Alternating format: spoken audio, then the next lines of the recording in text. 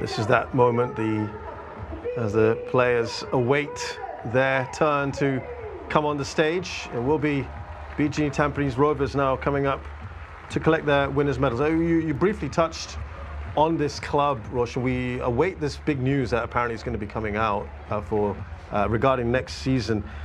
Again, we touched on it earlier before the match. This bridesmaid side, this nearly men. This could be something they might have to get very used to. Yeah, but you said maybe someone else comes in, the benefactor. Yeah, maybe there's a bit of a rejuvenation in terms of the investment. We'll have to wait and see what the plans are with the BG. We know they signed that deal. We'll see what happens there.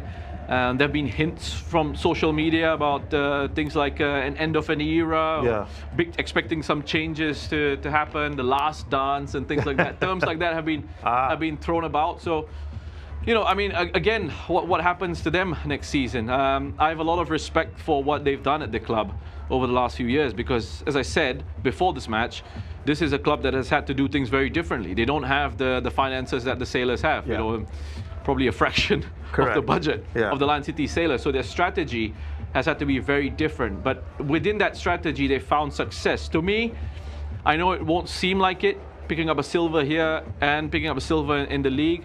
But to me, that's success for them, you know, because relatively speaking. And at the end of the day, they are Singapore's next best club. Yeah.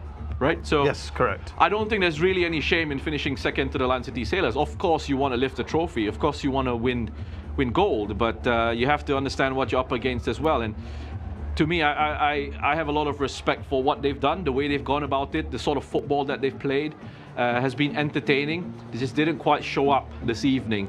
And that's the disappointing aspect of it. But overall, I'd be pretty pleased as if I were a BG Tampines Rovers looking fan. back at the season. As a neutral, I'm pleased with what they've done this campaign, and you know, I think Gavin deserves. That's a very nice touch. I think Gavin deserves a lot of credit here.